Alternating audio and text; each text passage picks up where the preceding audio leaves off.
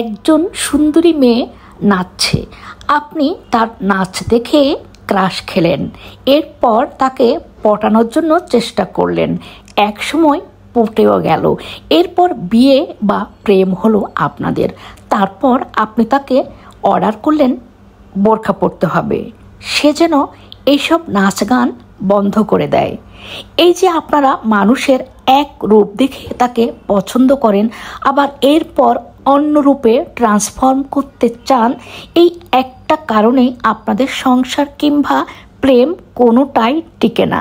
আপনি যার নাচ দেখে পছন্দ করেছেন তাকে নাচার জন্য উৎসাহিত করবেন দূরের কথা, আচ্ছা বোরখা পরা মেয়ে পছন্দ হলে বোরখা পরা মেয়ের উপর ক্রাশ খাবেন, তাকে বিয়ে করবেন বা বউ বানাবেন, কিন্তু একজন মেয়েকে এক রূপে পছন্দ করে আবার তাকে প্রেম বা বিয়ের পর অন্য রূপে ট্রান্সফর্ম কেন করতে চান?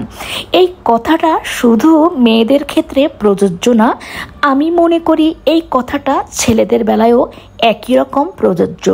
প্রেম বা বিয়ের আগে আপনি যে লোকটাকে যেইভাবে দেখেছেন তাকে তার ইচ্ছের বিরুদ্ধে আপনার পছন্দ মতো মেন্টালিটি সম্পন্ন কার্বন কপি বানাতে যাবেন না। যে যেমন আছে তেমন থাকতে দিন। প্রেম বা বিয়ের পর পার্টনারকে একটু শান্তিতে নিঃশ্বাস নিতে দিন, দেখবেন সে শান্তিতে নিঃশ্বাস নিতে পারলে আপনারও বিশুদ্ধ অক্সিজেনের অভাব হবে না। কথাগুলো কিছুটা কালেক্টেড ছিল, কিছুটা আমি যোগ করেছি, তো আমার মনে হয় কথাগুলো 100% সত্যি, কারণ প্রতিটা ঘরে ঘরেই এই প্রবলেমগুলো হচ্ছে। কোনো ছেলে হয়তো গান করে, কোনো মেয়ে তার গানের উপর ক্রাশ খেয়েছে, তার ফ্যান হয়ে তাকে বিয়ে করেছে, বিয়ের পর বলল তোমাকে গান ছাড়তে হবে, তোমাকে অভিনয় করা ছেড়ে দিতে হবে, তখনই কিন্তু যত সব ঝামেলা। যাই হোক, আসসালামু আলাইকুম, কেমন আছেন সবাই? অনেক বকবক করে ফেললাম।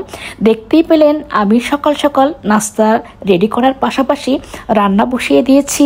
অনেক দিন পর একটু গরুর মাংস দিয়ে কাঁঠালের বিচি দিয়ে পাতলা ঝোল খেতে ইচ্ছে করেছিল, তো খালা আমাকে হেল্প করেছে। দুপুরের দিকে যেহেতু গ্যাস থাকে না, তাই এই নাস্তার পাশাপাশি সকাল সকাল রান্নাটাও বসিয়ে দিয়েছি। রান্নার পাশাপাশি ঘরটাও খালাকে নিয়ে গুছিয়ে ফেললাম, আর এখন ব্ল্যাক কফি দিয়ে এই তো বাকরখানি খাবো। এই বাকরখানিটা এতটাই মজা, একবার খেলে বারবার খেতে ইচ্ছে করে। কে বাকরখানি পছন্দ করেন আর কে কোথা থেকে ভিডিওটা দেখছেন জানাবেন কিন্তু। আমার এই ভিডিওটা ছিল গতকালকের। তো এই তো দেখতে পাচ্ছেন কাশ্মীরি আচার, আমি 2 বয়ম কাশ্মীরি আচার বানিয়েছি।